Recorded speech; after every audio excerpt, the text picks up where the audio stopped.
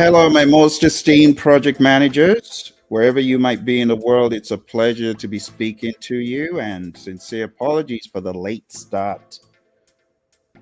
Sometimes technology has its way of reminding you that you're not really in control.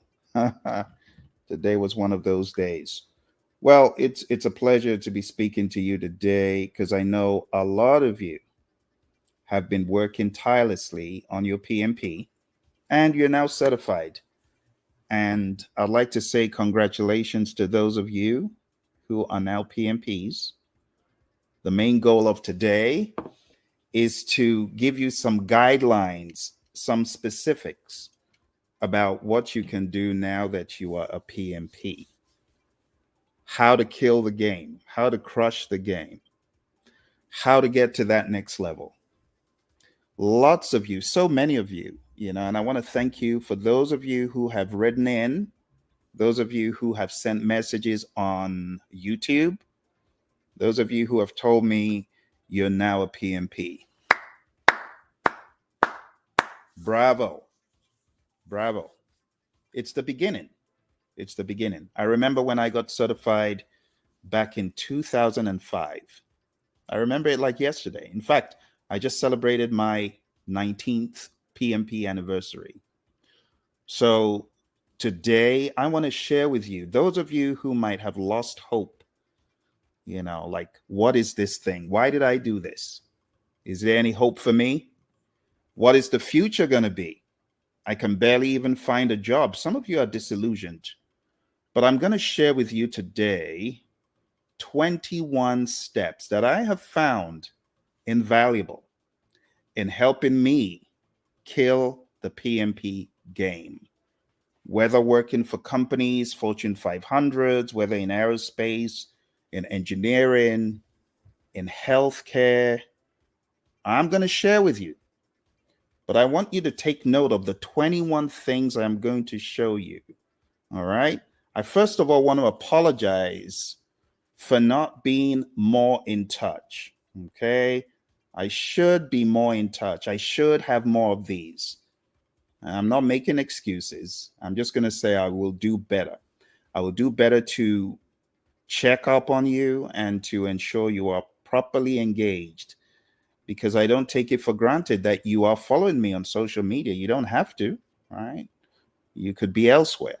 So I'm gonna make it good. Okay. I'm gonna try to do these with a higher level of frequency, better cadence to check in on you.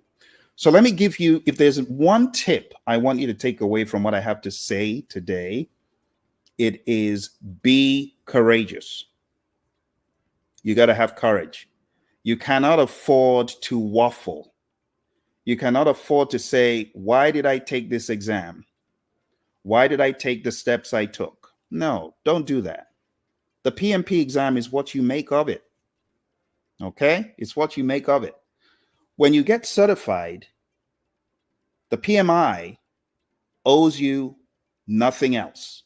You took the exam, you passed the exam, they gave the exam to you, they said you're a PMP. Now it's your turn to prove to yourself and the world that they didn't make a mistake. Okay? You got to hit the ground running the very next day. I don't know why you took the PMP exam, but I took the exam because I needed to get out of where I was. It was drudgery. I hated the job. And, when it gets to the point that you hate the job, you need to get out quick. And I needed to get out quick. So I got certified. And let me share this with you. Let me share this with those of you who think the PMP will not get you in the door. That's a huge lie. The PMP will get you in the door, but you got to be courageous. You got to have the right mental state. You got to have the right attitude. The great Zig Ziglar, he says, it's your attitude that determines your altitude. You got to have the right attitude going into these jobs. Some of you are already scared before you hit the interview. Well, guess what? Your body language is going to give you away. You're going to fumble because your mind state is not right. So you got to be courageous. You got to have a can-do attitude. Hey, you got to understand that the PMI was not on drugs. The The PMI was not on drugs when they gave you a PMP certification. You got to remember that. So when the PMI has bestowed on you the title of project management professional, you need to do everything to make it happen.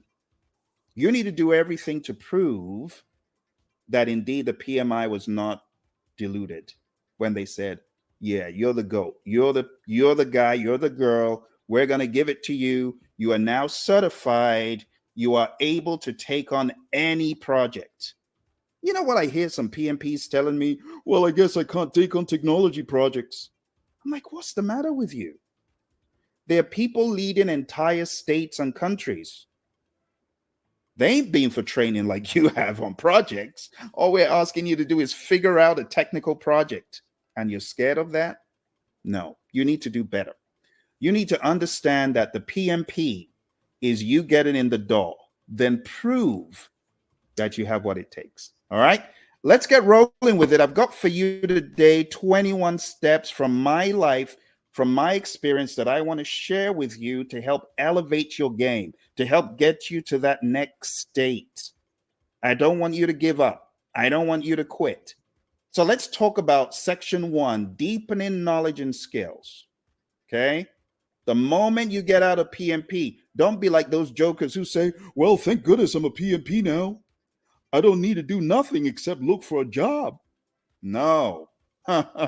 This is the beginning of deepening your knowledge. You know what I did when I got out of the PMP exam? Want me to tell you what I did? I started studying earned value, scheduling, costing, risk, compulsively, like a junkie. And what did that do for me? It got me in the door of a company that absolutely changed my life, that revolutionized how I saw project management. That company's Honeywell. Before I got certified, I was banging on the door trying to get them to let me in. You know, when you've just got this feeling that that is the company for you. And those of you that have that feeling, that nudging about, hey, you need to be in this company, take it seriously. Take it seriously. I took it seriously. I got certified. I started studying. And then the opportunity came to interview at Honeywell. And what was the job? For those of you who don't think earned value means anything, it does. I got a job as an earned value consultant. What was my job? Understanding how to bring earned value into customer and product support, defense and space, by getting the understanding from the people in the engineering team and bringing it to customer and product support. That was my job. That's what I interviewed for. So, of course, I couldn't have gotten the job without knowledge. Huh? A lot of you doing the PMP exam as it is today. Hey, can I just be honest for a second? The exam as it is today is very different. It focuses on the more important parts of business and project management, but that isn't always what is apparent in an interview. You know what is apparent in an interview? Not only are they looking for the soft skills part, they're also looking for technical proficiency. So if you cannot convince the interviewer that you understand scope, you hear what I'm saying?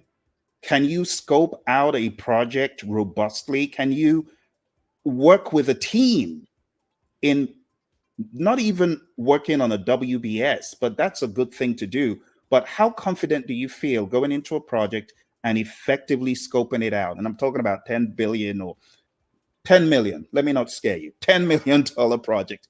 In my mind, the PMI have prepared you to study to do billions of dollars of project. But some of you are scared. The moment you hear millions, you're scared. And that shouldn't be the case, because all that you learn in the world of the PMP exam is scalable. You should be able to scale it up to the billions. You should. You know, it's very robust. I think I have to remind some of you of some of the books. Some of the books that some of y'all studied, you've forgotten. And I have to show you. I have to show you to remind you. So I know people were hating on the PMI when they came out with this thing, right? This thing right here. People were hating on the PMI. They were hating on them, saying it's unwieldy, it's big. But this is what helps you manage billions of dollars. You cannot manage billions of dollars with a feel good mindset of, oh, I'm just a great leader. No, you need leadership and you need management, project management. You need to be all over scope, all over schedule. Some of you, I would ask, can you build me a 2,000 line schedule for a very robust activity? You're scared of that. No, you need to go study that stuff. That's what I did. Remember, I'm telling you what I did, not what the book says, but what I did. I got really good in scheduling. I took my MCTS in Microsoft Project. I was all over Microsoft Project working on schedules, 20,000 lines long, 3,000 lines long. I got great with it and I wasn't scared or intimidated. But how did I get to that point? Is it by sitting on my hind end after PMP? No, it's by studying more, amping it up. So what am I saying? The trifecta, the bread and butter of the project manager: schedule, cost. Some of you, I ask you, okay, can you put together a budget for this $3 million project? And you feel intimidated. No, this is not the way a PMP should live. It's not. As a PMP, I expect that you can come in to an organization, take the troubled projects, whip them into shape, beat them into shape, and make things conform. Because whether you like it or not, there's a place for management in the world of leadership. There's a huge place for leadership in the world of management. But a lot of times, because of how the exam seems very principle and soft skills and leadership and communication focused, a lot of people are forgetting the other piece of the technicality. And that piece doesn't go away. It is important.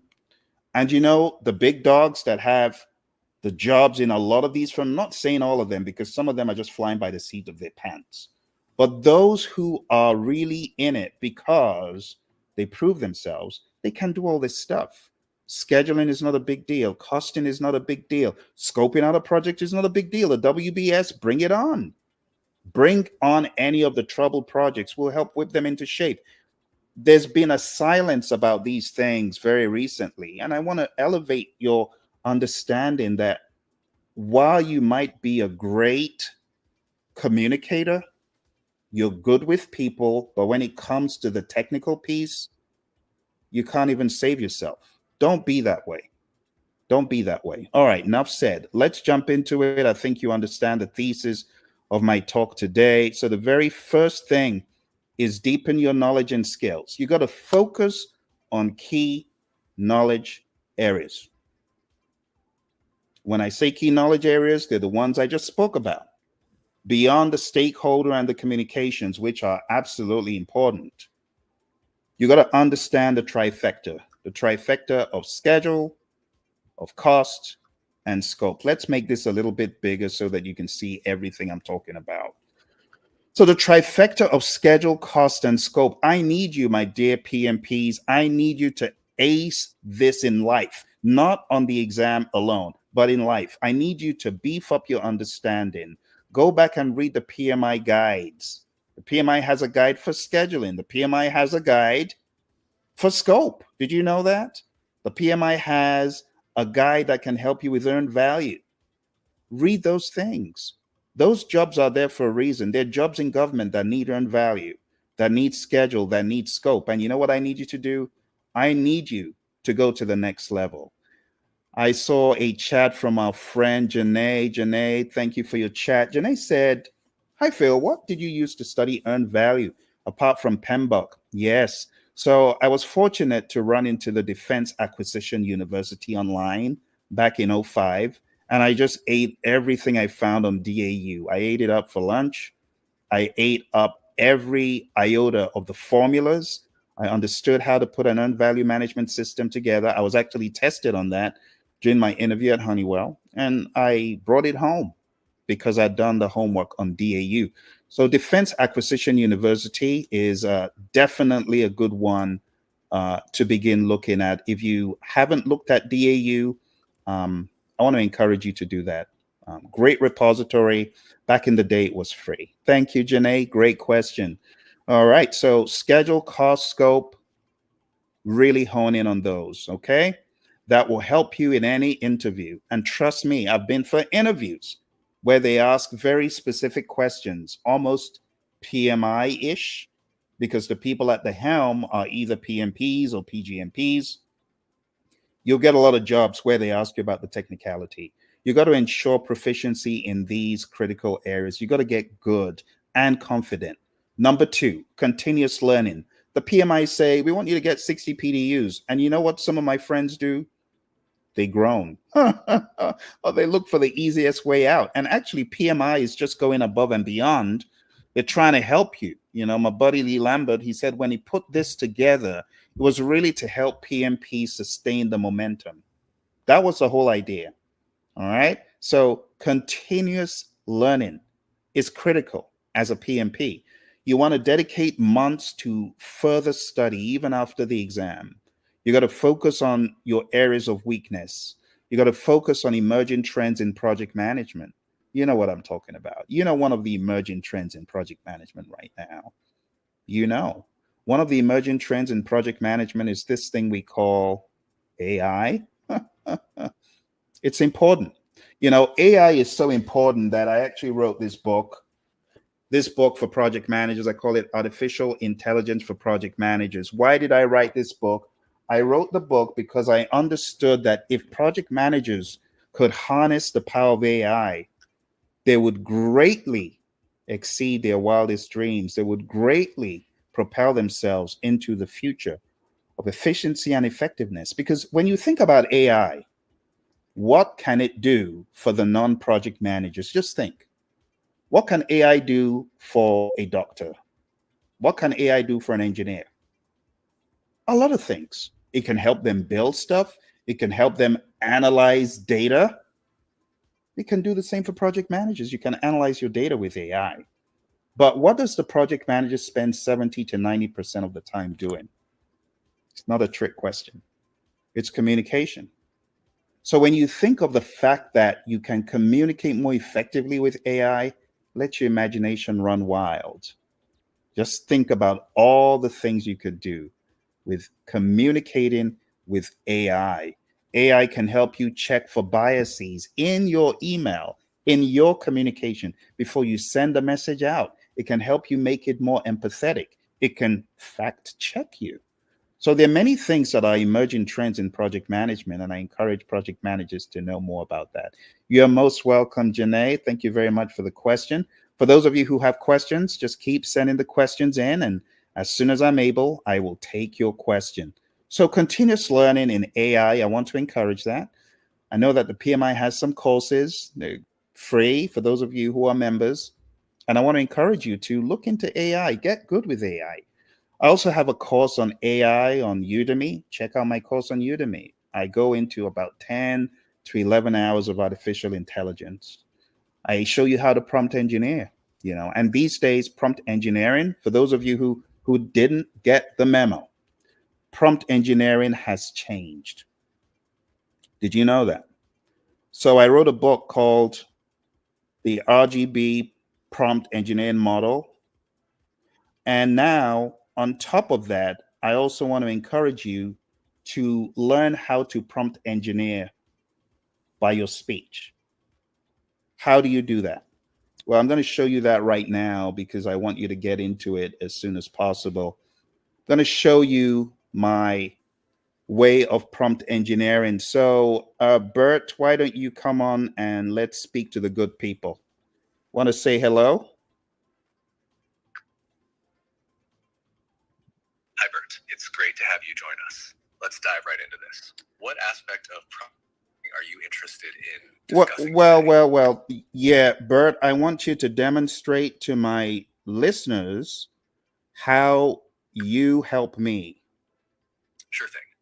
Bert, why don't you start by explaining the basics of prompt engineering? You can walk us through how to craft effective prompts for AI, including some examples to illustrate your points. Well, beyond that, Bert, why don't we get into a discussion about how to save a failing project that's failing as a result of poor leadership? You want to give some tips? Absolutely. Bert, let's start by identifying some common leadership issues that can cause a project to fail. Then we can discuss practical tips to turn things around.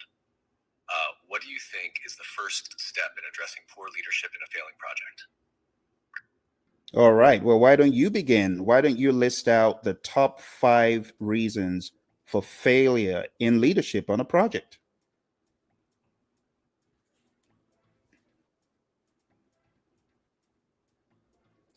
All right. Well, I think you get the idea. There's a way you can prompt engineer that transcends typing in messages.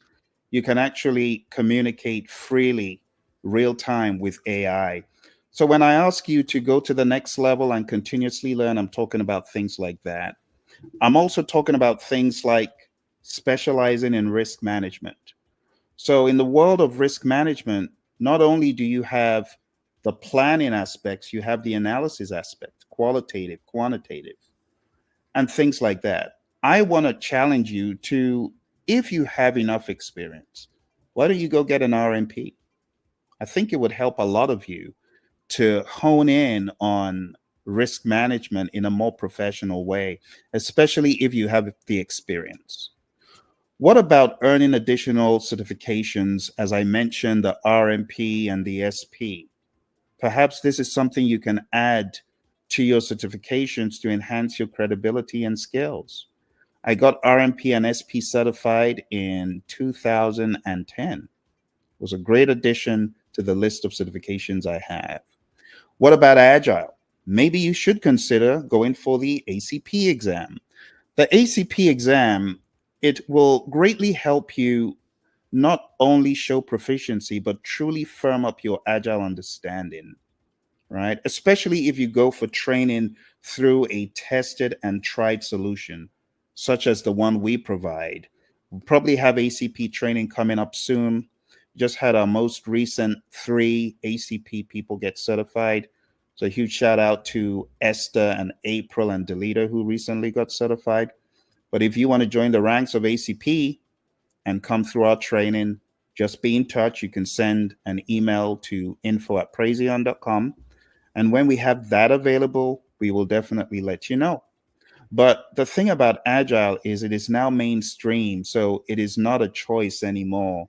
It is like mandatory in my mind for every PMP to know enough about Agile. But beyond the PMP exam, you actually need to be proficient in the basics, the manifesto values and principles. You should be able to train, coach, and mentor an entire organization. That's how I see the PMP. I see you as being a professional that can do these things. I see you as being a professional that can teach, coach, and mentor organizations in Scrum, in Kanban, at least to get them on that way forward without doing things the wrong way. Let's move into section 2. This one can be a little bit of a challenge if you haven't already given it thought. Well, let me challenge you as a PMP. What is your purpose? What are you about? What are you looking to achieve in the grand scheme of things? Have you thought of your purpose? Have you considered your purpose? Think about it for a second. What is your definite chief aim? The great Napoleon Hill, he will call it a definite chief aim. But what is your definite chief aim? Do you know it? Have you thought of it? You want to give it some time. So let me share with you my definite chief aim. My definite chief aim is to work with people to help them become the best version of themselves in any field or sphere in life, whether it's mentoring, coaching, training, and not just in project management, not just in leadership, but any way possible. But my specialisms are leadership, project management, and music. Any way I can add to people, I want to. And you know what the great John Maxwell says? My mentor, he says, everything rises and falls on leadership. So if I'm able to equip you with leadership, then I'm able to equip you for life in any sphere. And that's what I'm about. But what are you about? What is your definite chief aim? Do you have one? So step number 2 to being successful is to know your purpose in life. You got to know your purpose in life. If you haven't given it thought, think about it. So identify your purpose as a project manager. What is your purpose? What is your role in the organization? Do you see yourself as just someone who is milling the corn, someone a cog in the wheel? Is that your idea of your purpose?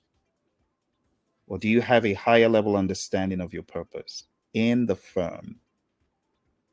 Some people make the mistake of thinking their job title defines their purpose. It does not. It does not. Your purpose is defined by you.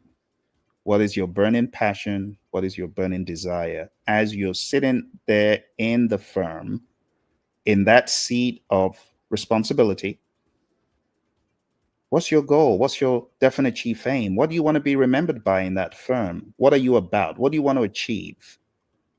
You got to define it. And then you got to align your goals with the company's mission. If you are in a firm, just like I told you in the very beginning, I was in a firm that I did not like. I hated the job. It was nice in the beginning, but after a while, I couldn't stand it for many reasons. And I'm not being ungrateful. I was glad I had a job, but I just couldn't take it. The marginalization, the not wanting me to take the PMP exam and wanting me to just stay in the same position, status quo. I couldn't take it. And that's why I left. And I left because I knew my purpose. My purpose did not align with what my boss was trying to get me to do, which is be status quo. You know, in the UK, we say be the dog's buddy. I wasn't ready to be the dog's buddy. I said, no, I've had enough. So I left and I got 300% more money. Did you hear what I said? I said I got 300% more money. From getting in the 40s, I went to getting in the 150s in a matter of weeks after my PMP. Think about that for a second. 300% increase. But I didn't get it by loafing around. I knew my stuff.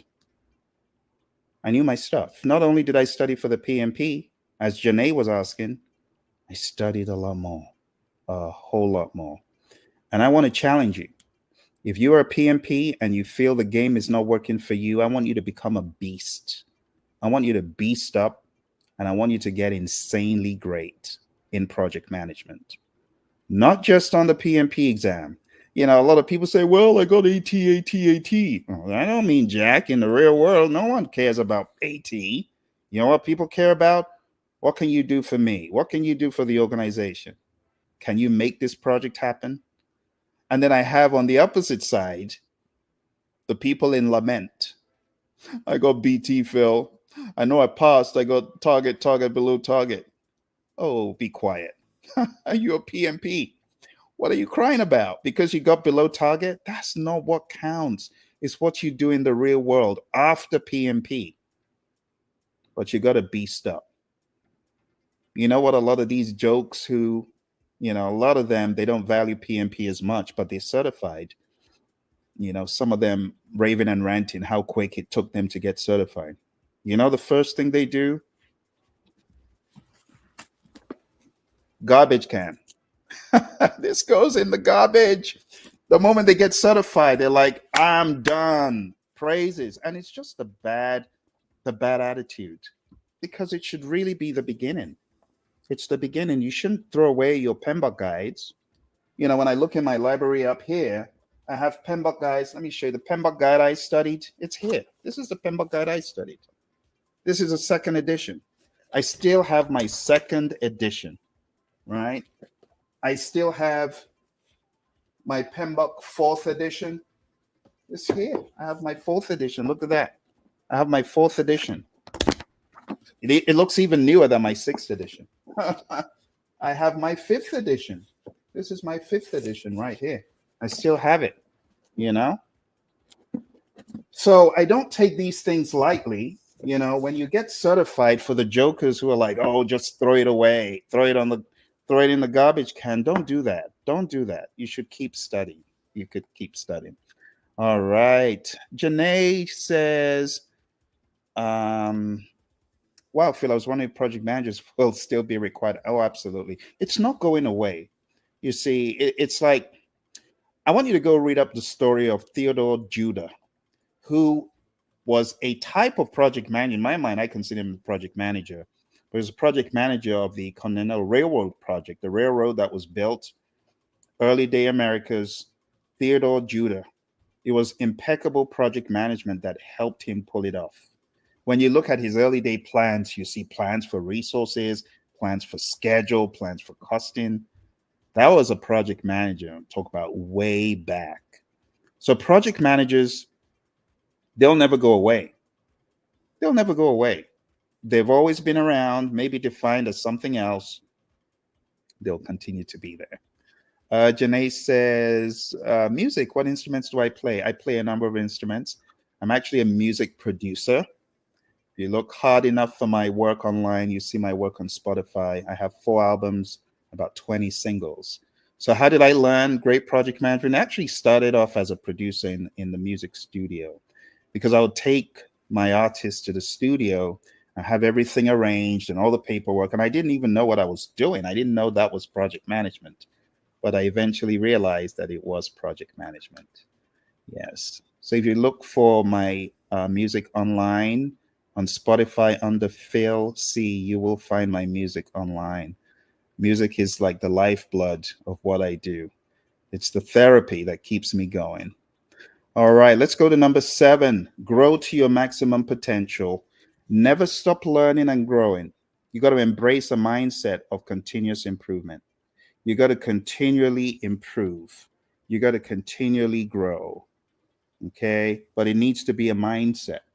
For those of you who are really keen on growing, I want to introduce you to an initiative that I have. And you can find this initiative at leadershipavenue.com. It's a program for life after the PMP exam, because I realize PMP is never enough. PMP is not enough. You got to go beyond PMP. You got to go beyond PMP by studying, by developing, by growing, and by learning leadership. Everything rises and falls on leadership.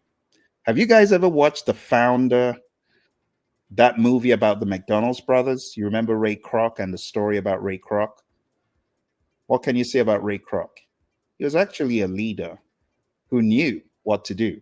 He was selling milkshake machines and he wanted to sell more milkshake machines. And he knew that if he was able to increase the number of franchises that the McDonald's brothers had, he could sell more milkshake machines. So as a result of his ambition, he ended up buying them out. he didn't set out to do this. He just wanted to sell milkshake machines. But he was so ambitious that he ended up having more and more franchises so he could sell his milkshake machines. He ended up taking over the entire corporation. But it was leadership. Let me ask you, if I gave your skills, your talents, and your abilities to a second party, would they be able to do a better job than you? The question is, how well are you doing as the CEO of You Incorporated? Are you doing a great job? Are you doing everything under the sun to succeed? Some of you ain't. Some of you are on LinkedIn in plain sight and you're saying, I don't want people to know I don't have a job, so I'm not going to put open for work. Seriously? How is that being a good CEO? That's a crummy CEO. You know, to be a real success, you got to network with people. You got to communicate with people. You know what the Stanford Research Institute showed in a survey way back? It showed that success in life was 87.5% contingent on the people that you were connected with. People related is all about how you relate with people. Relationships. 12.5% contingent on knowledge, certifications, technical prowess. And I'm a living witness to that. How did I get to where I am today? Training, coaching, and equipping people in project management. It was as a result of one awesome individual. One person who said, Phil, I think you would make a great PMP. Her name is Mary Hirschner. Those of you on LinkedIn, look up Mary Hirschner. She's connected to me. Mary's retired now, but Mary said, you make a great PMP. I'm like, how do I become it? Because of Mary, we are here having this conversation. Send some love for Mary. If you're on LinkedIn, just tag her, say thank you for showing Phil the way. Go ahead and tell Mary that, because without Mary, I would not be where I am today. Not only did Mary show me the way to PMP, the other awesome thing that resulted as a result of Mary's relationship with your buddy Phil as a coworker. She said, Phil, there's a company looking for a trainer in PMP. I think you'll be a great person. I know this guy from a previous employment. He's now in a company called Thompson Net G. I think you'll be a great fit. What did she do? She connected with Mike. I went for the interview. I was selected to be a trainer. I ended up training, coaching, and equipping people, helping them while at Thompson Net G. Thompson Net G was bought by Skillsoft. And that's where I met my co-trainer, who you've seen on other videos, Emily. And as a result of Mary's introducing me to NetG and getting into Skillsoft, I was then inspired to train more. And I met some other awesome people like Tom and Dan at Skillsoft who kept asking me to come back and speak and develop stuff. And I was bitten by the bug of helping people with PMP, like fully bitten by it. Talk about Peter Parker. I was bitten by the radioactive spider because of Skillsoft. So I want to give a huge shout out to Tom Warwick and Dan and all those people at Skillsoft. Because of you guys, I'm where I am today. But most of all, a huge shout out to Mary. So for those of you who are not into networking and relationship building, I want you to do it. It will help you. Don't hide under the sofa, under the rug. No, I don't want people to know that I don't have a job. No, connect wisely. Network. All right. Our friend Obatare Blessing says, as one transitioning into project management, one just feels PM is wide. Yes. Yeah, it's wide. You know the truth about that statement? Should I tell you, you really want to hear the truth? If you're still on a battery, I want you to type in and tell me, yes, I want to know the truth. I'm going to tell you the truth. If you let me know you're still on, I'll let you know the truth. But you got to have relationships. You got to build relationships in project management. One of the things I tell my people is when you come on my program, it's not just coming on the program for the duration of the program. You have an ally for life. I'll go to war for you. But I got to know that you are really serious and you want to expand and you want to grow. Oh, Battery's on and says, please tell the truth. All right, watch this. Here's the truth. You said that the world of project management feels wide. You know what happens the deeper you get into the world? It gets wider. It gets wider. The world of project management does not get smaller. It only gets bigger and bigger and better if you're true to the craft. I thought project management was, PMP. And then I started unwrapping it like an onion. You know what I discovered? The PMP is just the beginning. There are many facets. And that's why I got a number of other certifications like the OPM3, like the RMP, like the SP, like the ACP, like the PSM, like the CSM, like the PSPO, and I could go on and on. Very recently, I went further into Ken Schwaber's company, the co-creator of Scrum. Because some people say, well, that's agile, it's not project management. What is project management?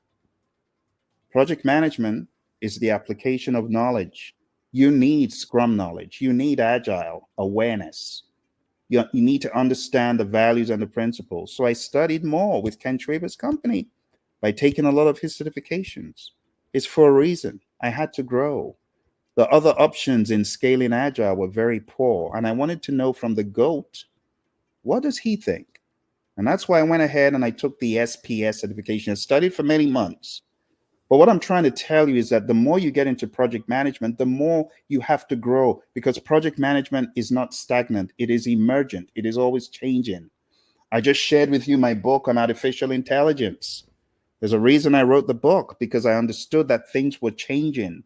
The way project managers communicate, the way they could communicate, it's all changing. And you know what's going to happen in the future? The project managers that stand the test of time are the ones that move with the tide. But it's a very good observation. And I'm glad that you've discovered that it is indeed wider. Yes, I know it sounds funny, but the more you get into project management, the more you realize that it's wider. It's wider than just PMP. Anyone who is thinking PMP is the be all end all, they're wrong. It's the beginning. You know what you need to do to amplify your efforts as a project manager? You got to get great with leadership.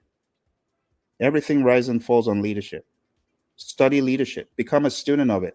I want you to go to my mentor's webpage. It's free, okay? And it's called Minute with Maxwell. John Maxwell has a free program where daily, you can get mentoring and coaching in leadership. It's just a nugget a day, but it goes a long way, a long way, a long way.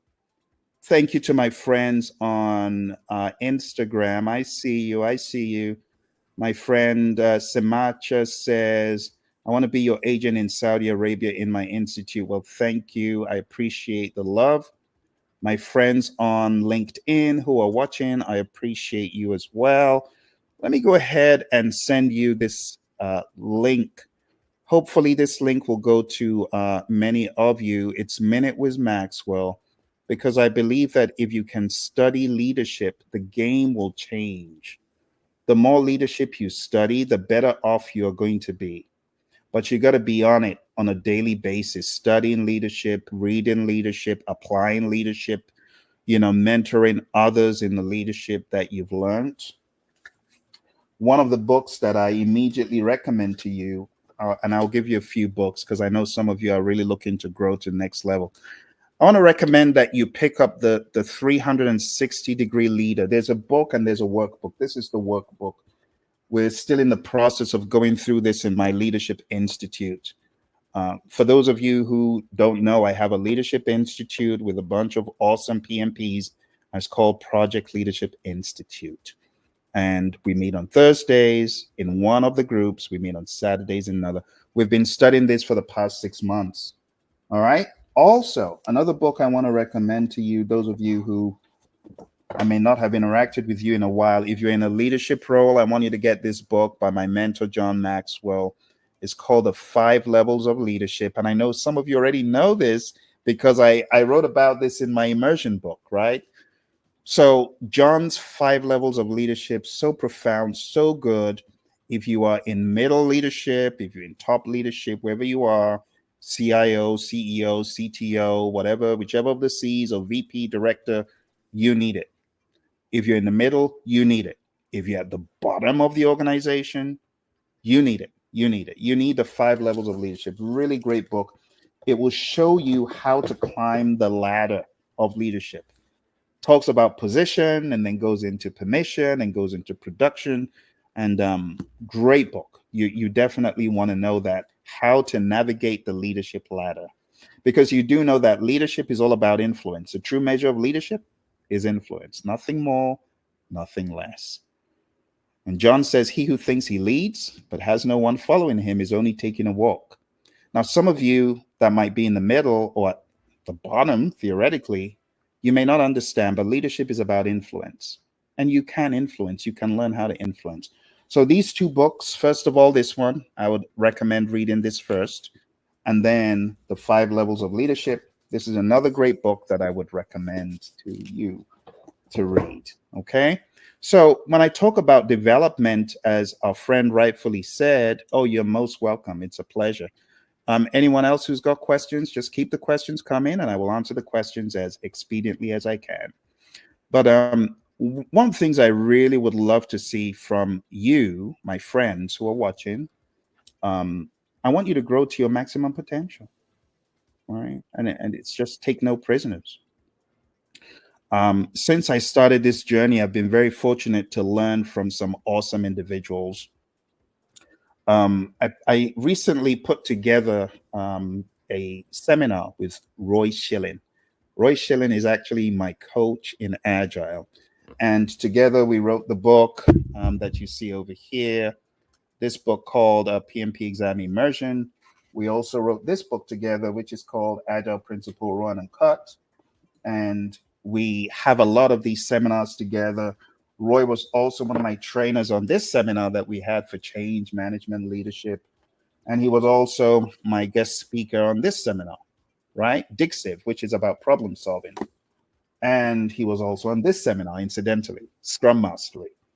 So my buddy Roy, he's been my trainer and coach in Agile. And why am I saying this?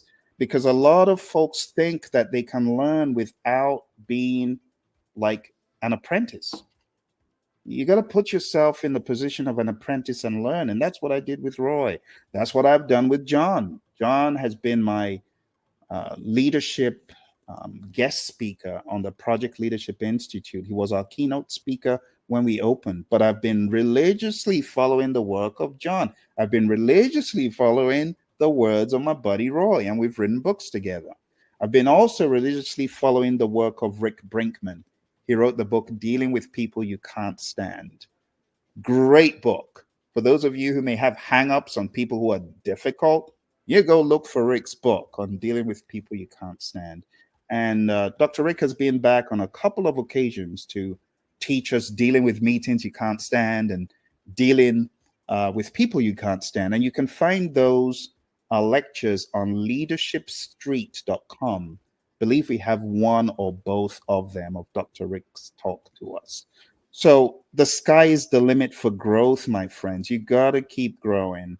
You got to keep improving as a project manager. Number 9, I skipped one. Which one did I skip? Let me see which one I skipped. Excuse my manners. I think I skipped one in my rush. Let's go back and see. I skipped. Okay. So let me go a step back. I'm sorry about that. Because this one is important.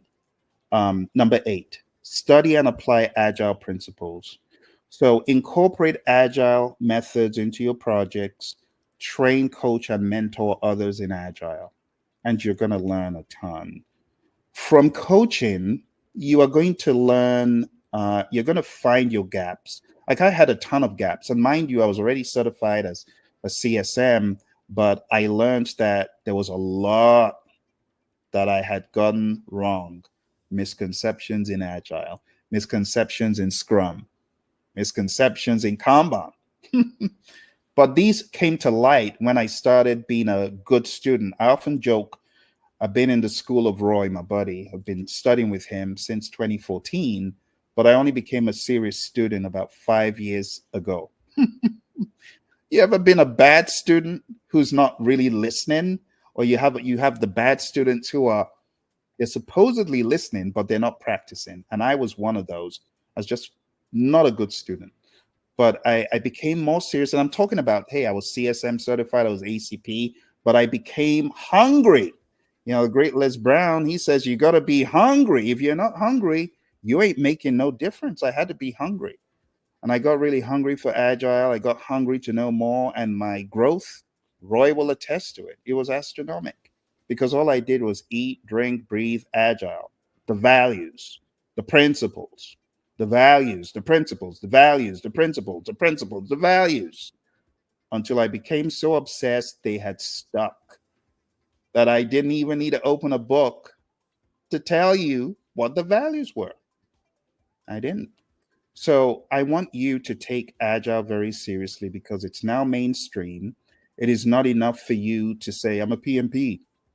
You got to be a PMP with great Agile awareness. Note, I didn't even talk about the frameworks. Agile awareness. Know the values and what they mean. Live the values. Know the principles. Live the values and the principles. Apply them. Number 9, stay current with industry trends. AI is a huge one. I told you to go look for those PMI micro certifications. The PMI is doing their best. Okay? They're trying to help you. And that's why I want you to take it seriously, because if you're able to be all over AI, the future is bright. But if you're AI inept, if you're one of those people like I don't think AI can be trusted, I'm sorry. You're going to be in the dark ages in a few years. You better get on the paddy wagon, learn about AI, stop prompt engineering, understand how to give good prompts, written prompts, speech prompts, and understand the technologies. You know, on YouTube, I have a channel. It's called the Project Leadership Institute channel. It's free. I know some of you have joined, but some of you haven't. It's free. Go join the Project Leadership Institute channel. Let me see if I can bring it up for those of you who haven't joined. And like I said, I apologize for not being more on your schedule, but I'm going to send you my other YouTube page. And I know this is going to help those of you who are looking to grow and you're looking for sources to grow, right? That's a good one right there. Yep, that's it right there. So going down to at Project Leadership Institute, my friends on Instagram, I want you to do the same. Hi, Delita, good to see you. Thank you for joining on Instagram. I just saw you. I gave you a shout out a few moments ago for your ACP. I don't know if you heard. But anyway, good to see you, Delita. Delita is one of the smart ones who joined the program. You see the ticker tape below. Delita joined that program, right? The leadershipavenue.com, life after the PMP exam. And she got her ACP, you know. After that, she was fired up. And April as well joined the program. They both got really fired up, and they're part of the Praizion family who are doing awesome things. All right, let's move on to number 10. Join professional organizations. So participate in organizations like PMI, network, go to your PMI chapter meetings, do all that good stuff. You know, some folks may not have remotely joined their PMI chapter. And I'll just say this, you know, the PMI chapter, it's really more like the rites of passage, because if you haven't been to a PMI chapter meeting since you've been a PMP, it makes me a little bit concerned, you know, like, why not? It's like you belong to a family, but you don't know the family members. You got to go to a PMI chapter. You got to at least try it, right? Try it at least once. Try it at least once. And then beyond going just for the chapter meeting, you know what I want you to do? I actually want you to give back, like volunteer. How about you volunteer for some months? Just, it's good. It's good karma, for lack of a better word. It's good because as you're giving back, you're going to receive. It's that simple. So for my chapter, I have visited my chapter a number of times. I have been a keynote speaker a number of times in the meetings in all of the branches of the Phoenix chapter, the Scottsdale, the Phoenix, even the Mesa chapter. And you can actually watch some of the videos. I have some of the videos on YouTube of when I visited my chapter to speak. So if you haven't done that, I want to encourage you to. I think it will go a really long way in getting you more into the family. It's a family. You got to understand that, PMI family. All right, so let's move on. So join in professional organizations, networking. A lot of people, you know, I know someone who found employment as a result, not just one person, number of people, as a result of being in their PMI chapter. All right, number 3, mentoring and coaching. You got to mentor and coach others. chatting to me, are you mentoring and coaching someone as a PMP? If you are a PMP, the question is for you. The question isn't even, are you coaching someone? No, no, no, no, no. The question is, who are you coaching? Who are you coaching? Don't tell me no one. You got to be coaching, mentoring, or equipping someone. Because if you're not growing as quick as you could. You're not. And this is why a lot of you end up forgetting what you studied. I ask some of you, okay, just give me 5 process names, and you're grasping at straws because you've forgotten. Why did you forget? Because you're not mentoring and coaching someone. You don't have to be a full-time PMP coach, but you should, at least in your firm. Like when I was at Honeywell, a lot of my colleagues, they were failing the exam, and this management's shelling out $500 a pop for these people, and they're failing. And I go to my manager and I say, you know what, Jim, I think I can help these people. I got certified about a year ago. It's still fresh. I'm all over this stuff. Why don't I have bi-weekly sessions to help them? And he said, all right, let me go check with Mark, my boss. He goes, checks with his boss, and his boss is a PMP as well and likes the idea and says, people like food. Let's throw in some pizzas. And then we did. And people would show up for these bi-weekly sessions. I ended up being instrumental in 50 of my colleagues. Mind you, this is before I went fully into training. This was like 5 years before I went fully into training. Got my colleagues certified, helped them, added value to them. You know what I want you to do?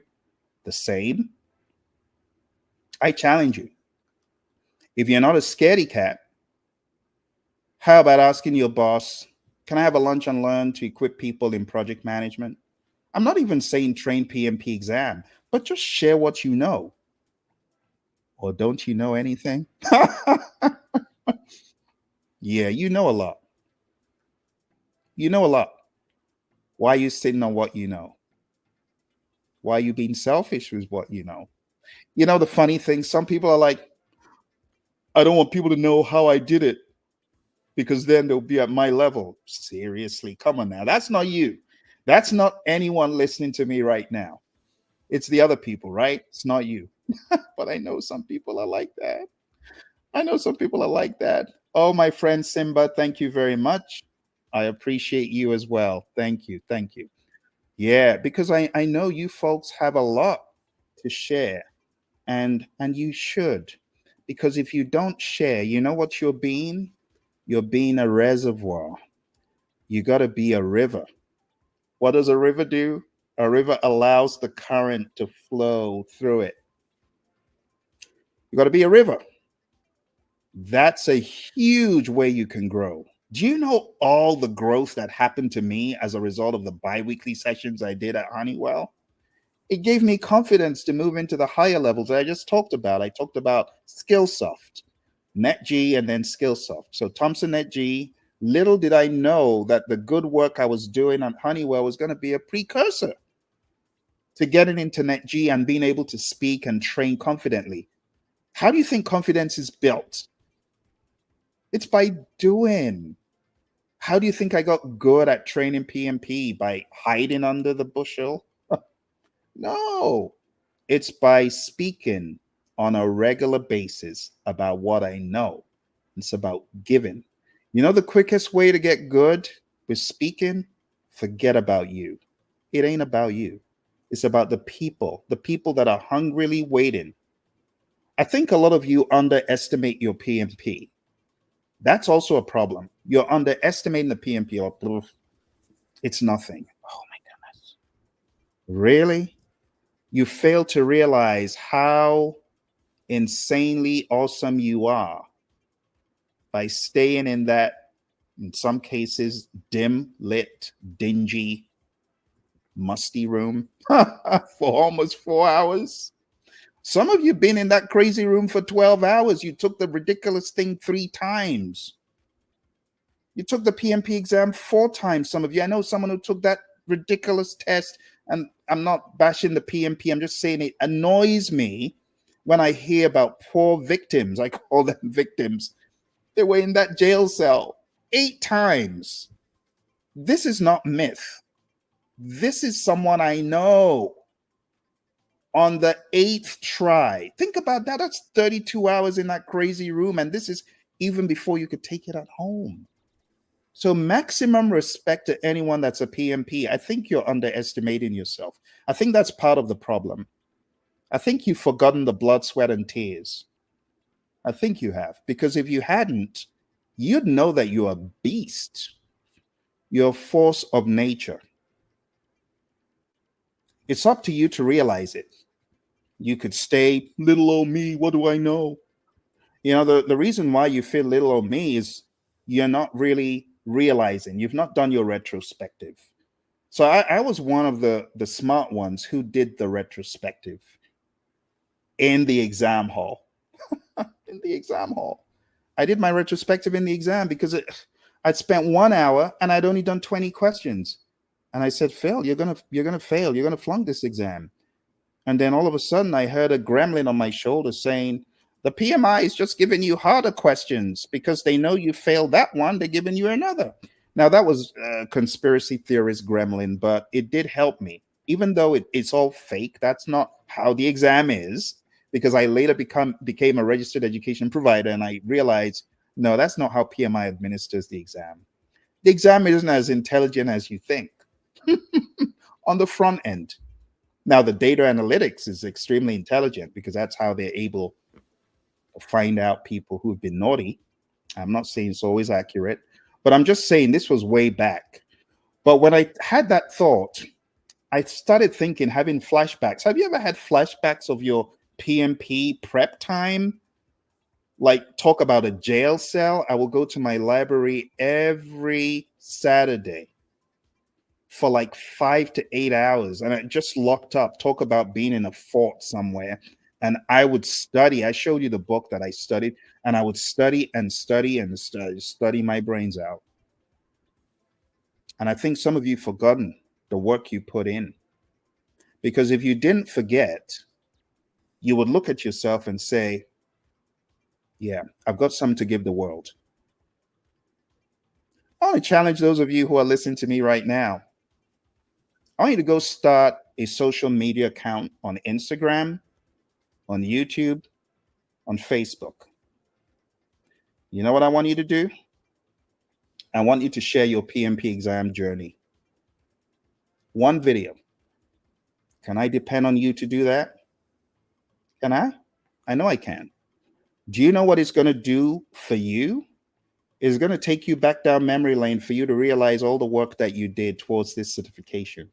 Now, those joining that are not PMPs, they're not going to get it. They're not going to understand the work that you and I put in.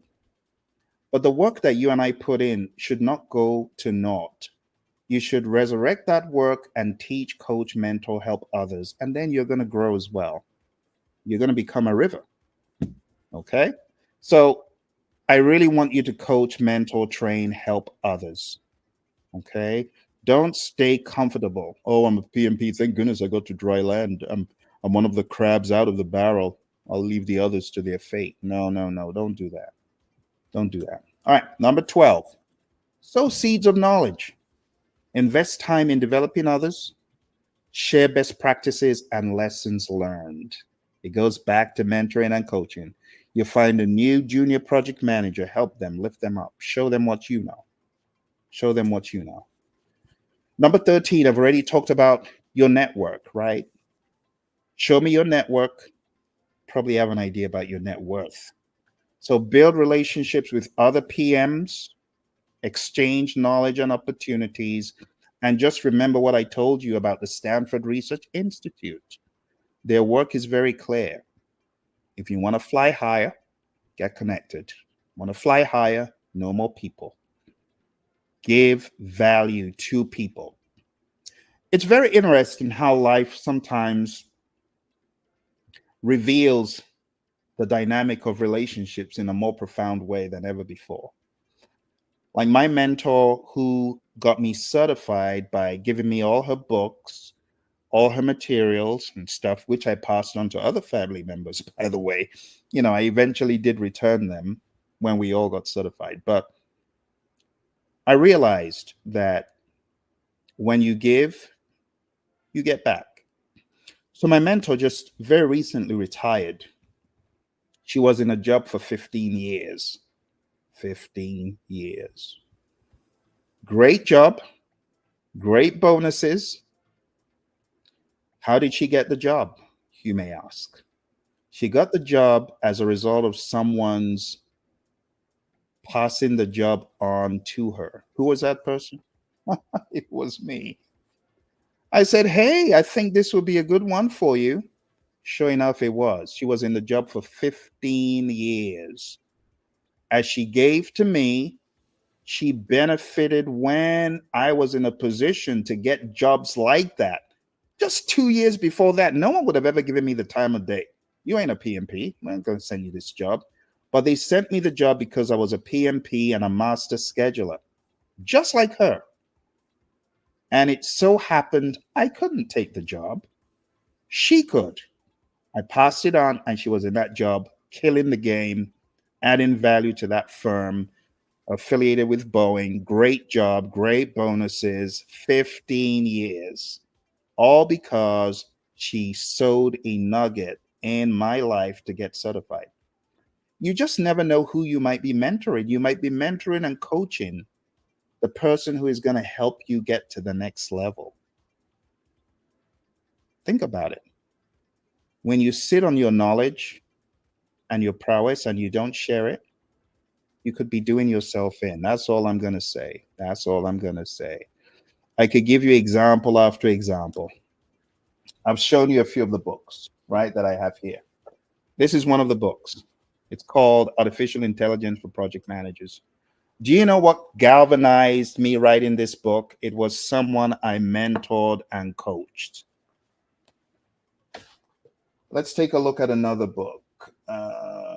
This one, Scrum Mastery. Do you know what ignited this book? Scrum Masters I was mentoring and coaching. And I could go on and on and on.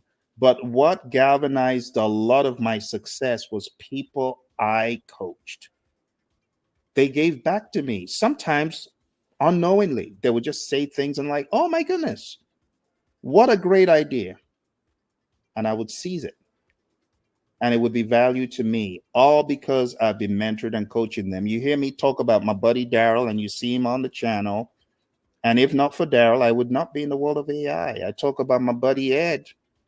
And if not for Ed, I wouldn't be writing a number of the books. I'm writing 2 books currently as a result of his influence. He didn't even know when he sowed that nugget. So you just never know the people you're mentoring, the people you are meant to mentor. You just never know how instrumental they will be to your success. Okay, think about that. Think about that. All right. I'm sharing with you 21 steps to growth after your PMP.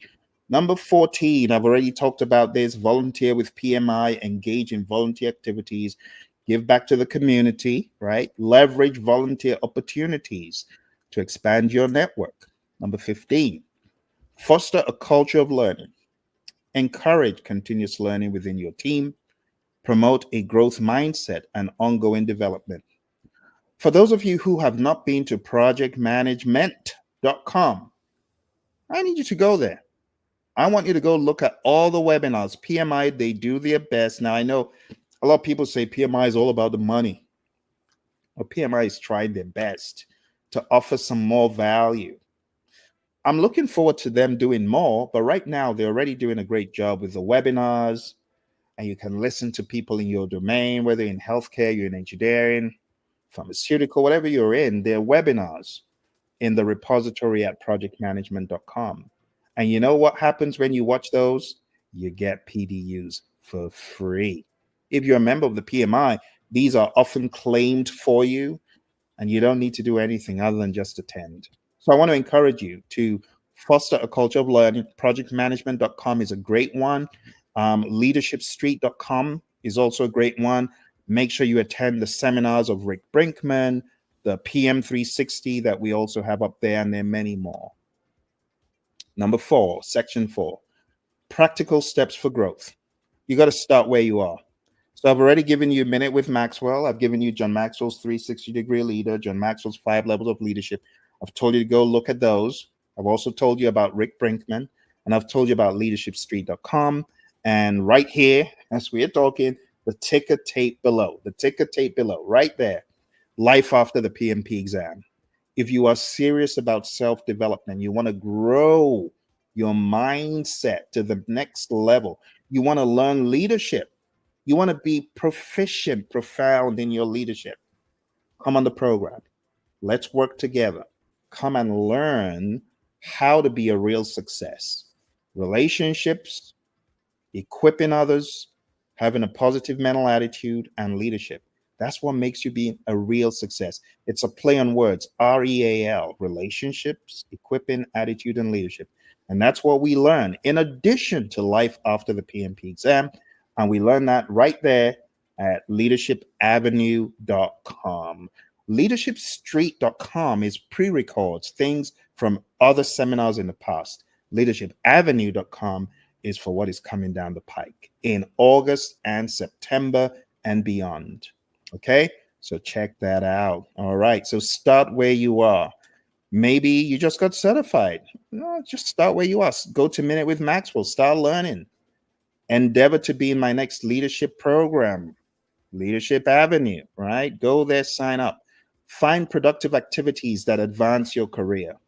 Look for opportunities within your current organization or community. For those of you who are not PMPs yet, and you might just be watching, go on down to 360.pmradio.org, and you can sign up for our next PMP 360 seminar. Let me put that in the chat for those of you, because I know some of you are curious, because I said this is for PMPs. And I know that curiosity drew you to watch this. So go to PMRadio, 360.pmradio.org for the next PMP 360. It's coming up in the next few days, right? And this is going to help you get good with your PMP. Those of you who might be struggling alone like I was, it will help you. All right, so start where you are. This is me talking to my PMP graduates all around the world, wherever you are.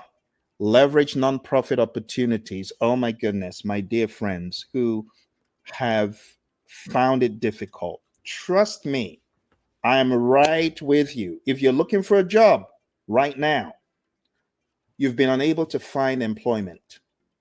I know how hard it is. I have been without a job for 9 months, twice in my career. Think about that. No job for 9 hard months.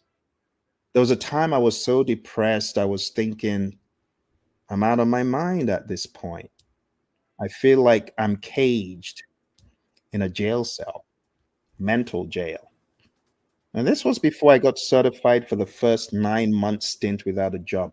The second 9-month stint without a job, I took the law into my hands and I became a registered education provider of the PMI through my company, Praizion. And I said, I ain't waiting for no one no more. I'm going to go out and start helping people. And that's what I did. I was hard. 9 months without a job. With a newborn, if I might add, in need of insurance and diaper money. It's not funny. But that happened to me, and what did I do? I reinvented myself. I want you to reinvent yourself. I want you to become a beast, a force of nature that stops at nothing to find a way forward, unrelenting, unashamed, bold, a beast. Some of you ain't beasts yet. I want you to be a beast. I want you to take no prisoners. Some of you are scared. Don't be scared. Be resolute. You don't have a job right now. You know what I want you to do? I want you to make up your mind that you will daily apply for no more than 5 positions daily. You cannot afford to lie down and say, I'm tired of applying. So, step one, mentality, beast, mental, beast, unrelenting, pounding that pavement daily. That's step one. It's in the mindset. And you got to be expectant to know that it is going to come to you. I don't care whether you've been 9 months like I am, 1 year, don't give up. You cannot afford to. It is free to not give up. So why do you want to give up?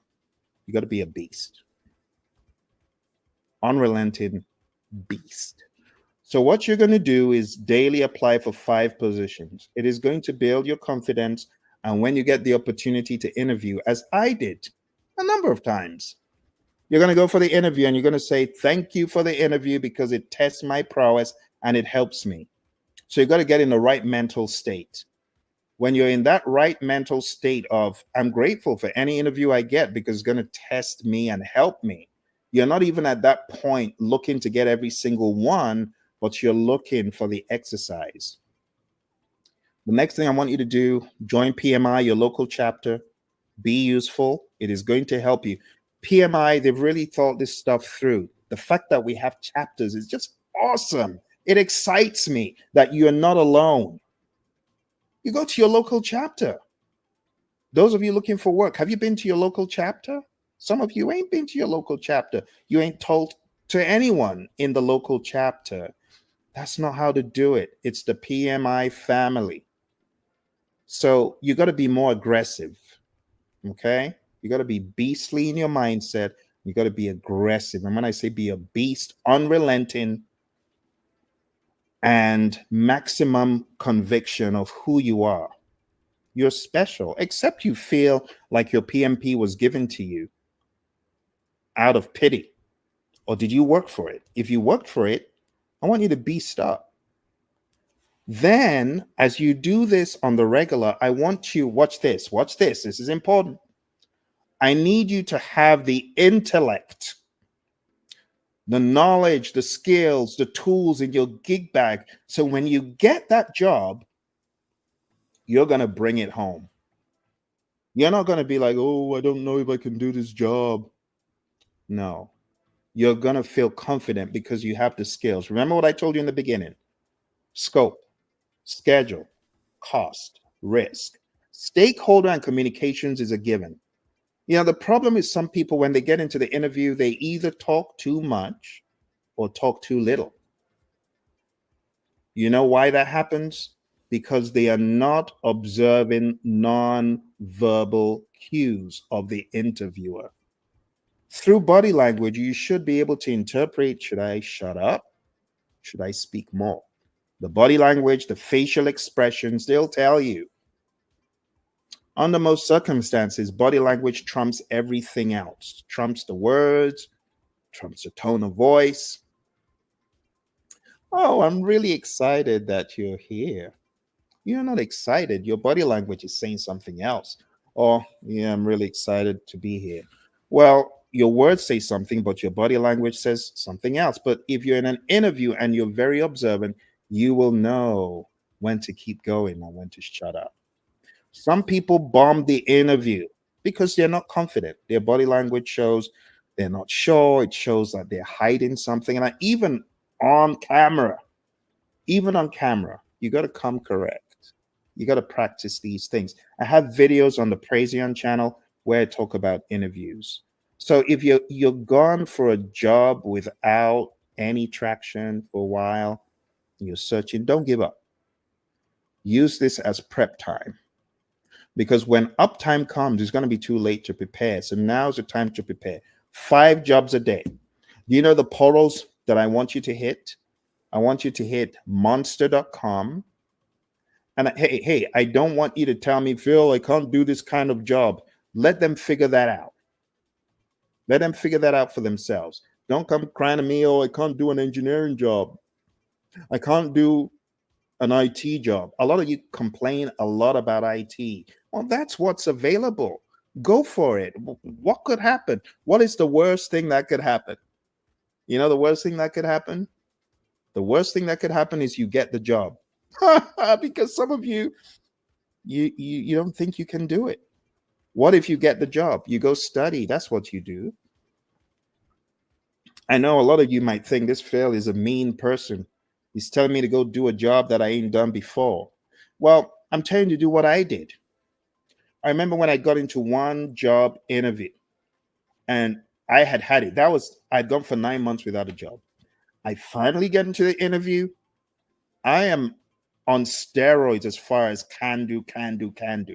And they're asking me, can you do this? Can you do this? Can you? And in my mind, I'm like, I'm going to do anything it takes. You know, the great Les Brown, he said, you got to be hungry. I was hungry.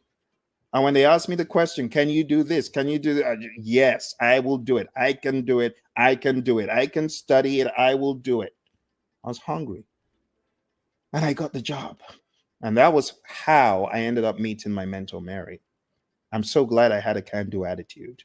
You got to have a can-do attitude. You got to be a beast. Take no prisoners. No namby-pamby. Oh, I don't know if I can do it. No. Except you think PMI was high on drugs when they said, oh, you're a PMP. If you truly believe you deserve your PMP, I need you to be a beast. And I need you to go make corrections where you might have had a weak, poor mindset, but get beastly and start pounding the pavement, like I did. I'm not telling you to do something I didn't do. What I did is going to give, but use this as prep time. Okay. My heart goes out to you. I know people who have been looking for work for a while, but don't give up. Change is going to come, but you got to prepare. And then you got to network. I want you to start going to your local chapter. Do it. It's going to help you. It's going to help your mindset. It's going to give you some hope. So what are the websites? I want you to go to monster.com, put up a resume, pound the pavement daily. You know what I would do? I would daily go to monster.com and make a little tweak to my resume just so it would be one of the relevant ones. I want you to go to indeed.com. I want you to put up a resume. Please do this. And then police the resume and then have notifications. I want you to go to dice.com and I want you to do the same. And I want you to apply for 5 jobs daily in project management, in management. Even if you feel, well, this is way beyond me, use the interview as leverage. Some of you don't understand the power of the interview. Oh my goodness. So one of the interviews I went for was at Motorola, and the interview wasn't successful. I was told, oh, okay, thank you. You don't get this. And now the person that I interviewed with, you know, according to my recruiter said, oh, they really liked you, but they didn't feel you had the skills to do this particular job in hardware. They felt you would be better suited for software. Okay. But there ain't no software job. So I went back to what I was doing, not very happy, not very pleased. And then about 2 months later, I get a call out of nowhere. Hey, remember such and such you interviewed with? Well, they introduced your resume to their coworker who is an IT PMO. They want you to come for an interview. Out of nowhere. Ended up working at Motorola as a program manager in the PMO, working on a divestiture. Out of nowhere, from an interview that I had already discredited. Never say never. I have learned a lot in my career, and one thing is to never discredit anyone or anything. It's a huge rule. So what I'm sharing with you, my friends, is from experience. It is not from any book. I've realized if you are a beast, you got to be a maniac. You got to say, I can do it. Even in the face of adversity, I can do it. Bring it on. Because it's in the mindset. You need to have the mindset that you're going to work and work and work smart and hard, and you're going to get it done, and you're going to be the very best. Do you really believe you are the best version of yourself? I know you expected me to say, do you believe you're the best? No, that's not the question. That's not the question. Do you believe you are the best version of you incorporated? Do you or do you not? If you don't believe you are the best, you got to go do something else beyond the test, beyond PMP. Okay. But for those of you that are looking for work, I want to encourage you, this is not the end. So I want you to leverage the power of your PMI local chapter. I want you to submit 5 jobs daily. I want you to pound the pavement, and I want you to be a beast. Be a beast.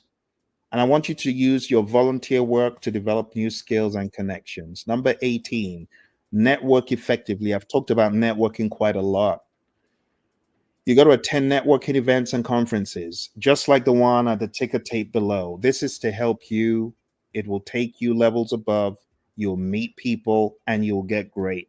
Honestly, some of the best things I've done is as a result of people I have met in this journey. I remember going for OPM3 training. Some of you don't know what that is because PMI doesn't offer it anymore. But OPM3 just means Organizational Project Management Maturity Model. And there was an entire exam and framework about it. And it just helps you to assess organizational project management maturity, like 3 exams in one. But anyway, when I went for training up in Colorado, I met a couple of guys, Colin and Tim. And 3 of us were in that class. And it's a very expensive endeavor. I think the entire thing probably cost about $3,000 or more, not to mention travel and so on, which will take it to $5,000. But I met Colin and Tim in that class. What ensued is Colin and Tim became allies, associates. We would train Microsoft Project to organizations, advance Microsoft Project to organizations.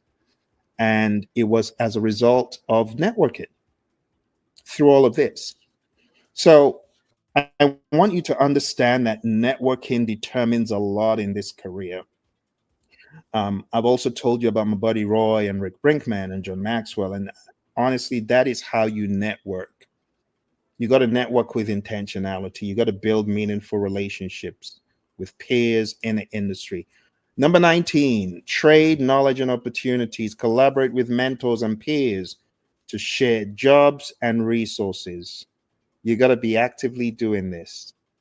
It's like being a river all over again. Use your network to find new opportunities. I told you the story about Mary and me. I wouldn't be where I am without her. She just finished a 15-year stint as a result of our connection. Number 20, adapt to changes. Stay flexible and adaptable in your career. Be prepared to pivot and take on new challenges. So, I mean, I could have been one of those people who said, well, I don't want to do anything else but work at Honeywell. I'm not happy that I can't be here forever. Well, no, I understood I needed to pivot. So when I left Honeywell, because I was a consultant, and after 2 years, that's it, you have to go. You could come back later, but you got to take a hiatus. So I left and I ended up at Motorola, and then I worked in a number of other places, and I found myself in my dream job. My dream job was in a gaming company making video games. World of Warcraft, those of you folks who like those multi-online player games, I was in a company that was building a game like that. It wasn't World of Warcraft, but it was built after the Stargate franchise. I love that job because it combined my creativity and my technicality, and it was just a job made in heaven. I was really excited about that job, and I thought the job would never end until one day the brake screeched. The record player came to a screeching halt. And my CEO said, "Hey, Phil, come to my office. I'd like to have a discussion with you." This was around the time when the economy tanked in 09, 08, 09, that horrible slump. Long story short, my CEO said, "Phil, it's your last day. Go to your office, pack your stuff by 5 p.m. We want you out." What? I have a 2 months old. Are you kidding me? You just like that? Well, wouldn't it be nice, Phil, if everyone had advance notice when they're being asked to go? Is what he said. Wow, that was savage. that was That was I was about saying, my goodness, that's the devil. It's the devil. But it wasn't the devil. It was actually a blessing. Huge blessing. Huge. I'm saying this for someone.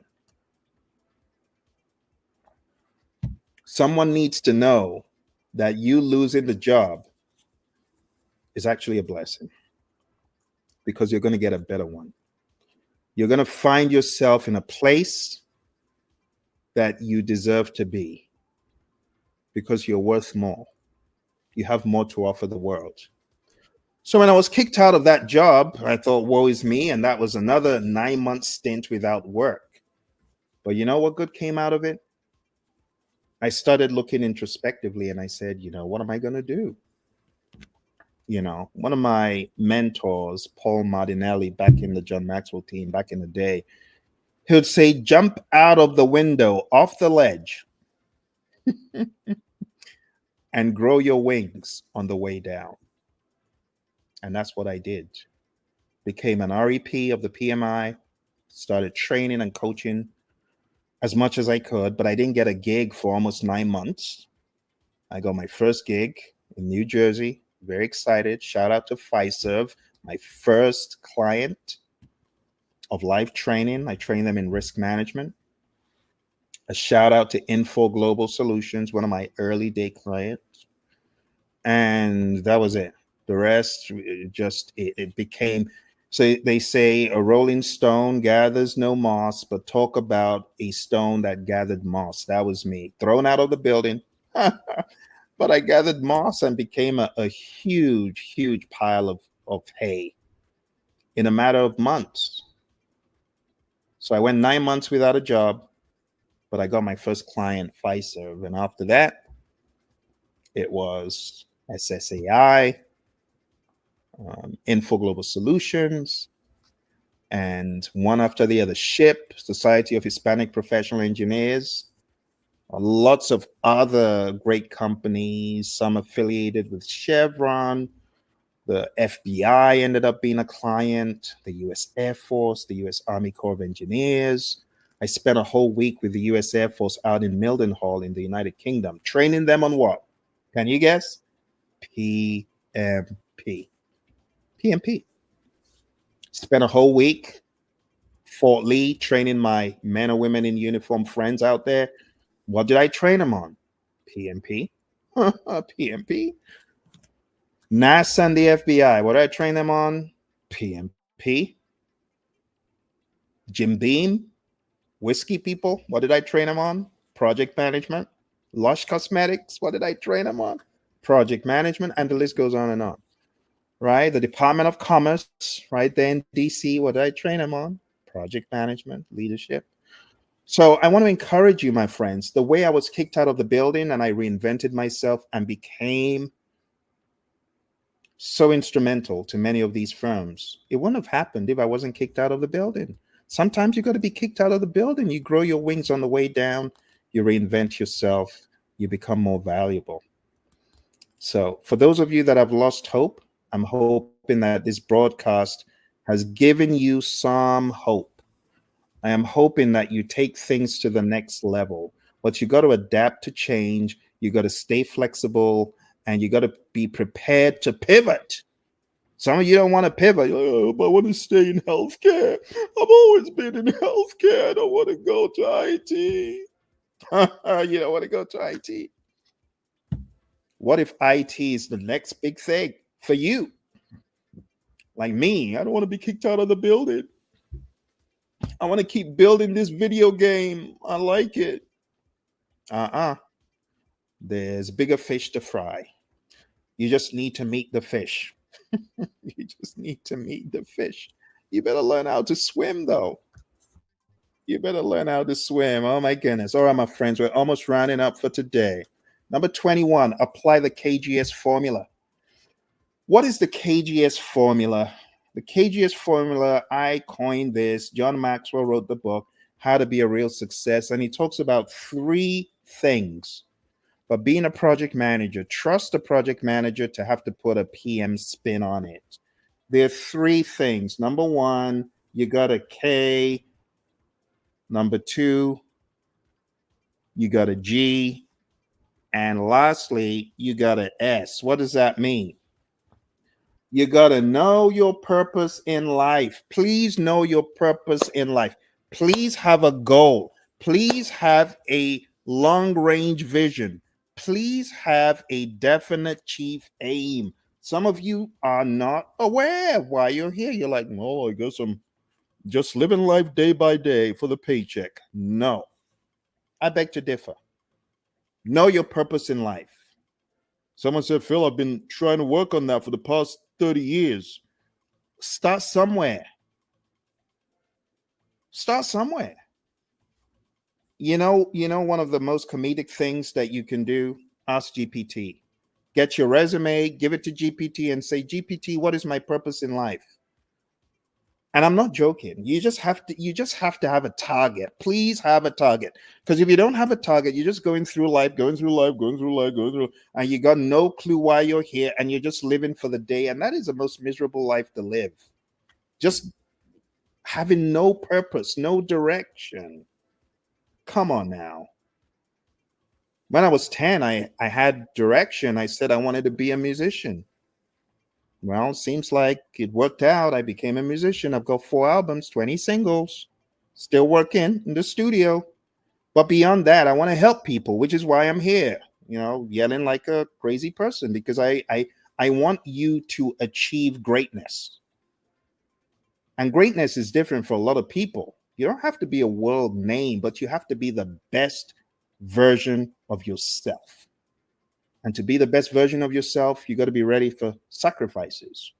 Studying Beyond PMP, joining your local chapter, mentoring and coaching people. I've given you a lot of to-dos. You got to do them. Then you got to grow. You got to grow, keep growing. You never stop growing. The moment you stop growing, that's when you're 6 feet under. A lot of people didn't get the memo. They're like, I want to retire and do nothing. Well, no, you shouldn't think like that. You should keep growing. Keep building the knowledge. Keep adding knowledge to your repository, to your banks. Right? Finally, this is the one a lot of people struggle with. Sow seeds that benefit others. How about you begin with this one? Get the link to this video. It's free. They only buy nothing. I need you to sow a seed. I'm sounding like a preacher. I'm sounding like a preacher. But I need you to sow a seed by taking this link and sharing it with another PMP. How about that? Do you know the amount of energy you're going to create when you do that? I want you to take this video link and post it on your social media. Post it on LinkedIn, post it on your YouTube, post it on Instagram, post it on Twitter, post it on TikTok, post it everywhere. Snapchat, I don't care. Post your buddy Phil, because I want you to help others who need to hear this message. You get what I'm saying? Okay. I know I'm going a mile a minute, but I need you to do this to help people. Oh dear, it seems like your buddy Phil is in high demand. Well, it comes at a very timely point, because this is where we are going to ask our final, do you have any questions? Because we are at the end. Here's the conclusion. You got to be a beast. All right, that's number 1. Be a beast, be a beast, be a beast, be a beast. Don't be docile. I need you to be beastly, like in mindset. The beast has no fear. Very recently, I went up to a place where we call Bearizona. I met a bunch of bears. They ain't scared. They don't care who you are. It's their domain. I met a bunch of bears. I'm going to be posting some videos soon. Very impressive. But beasts don't care. They don't care who you are. They're not scared. I need to be a beast. Okay. The key points that I've raised here is the KGS: know your purpose in life, grow to your maximum potential, and sow seeds. You got to be a student of the world of PM, right? Our friend Obadere was asking, since I've been in PM, it seems like it's wide. And I'm like, yeah, you believe it. So you got to be mentored and coached, and you also need to mentor and coach others. Last but not least is Q&A. Are there any final questions? Anything that you would like your buddy Phil to go into? If there's nothing else, I'll just say, do not miss the Leaders Club. I want you to go on down to leadershipavenue.com. And I want you, just like you see in the ticker tape below, to consider treating yourself to expansion, treating yourself to growth. You may be your most expensive asset, but you're also your most expansive asset. You got to grow. You got to grow. And one of the ways to grow is to attend seminars that can help you, such as the one below. All right, my friends, your buddy Phil here, showing up to help, to inspire, to encourage. Thank you so much for joining me. I wish you all the very best as you go through this trajectory of excellence in your PM journey. I've been at it for over 2 decades, and I tell you, I don't regret it one bit. I'll do it all over again and over again and over again. Thank you for joining me. I wish you all the very best. If you're looking for employment, be a beast. Don't shirk. Don't give up.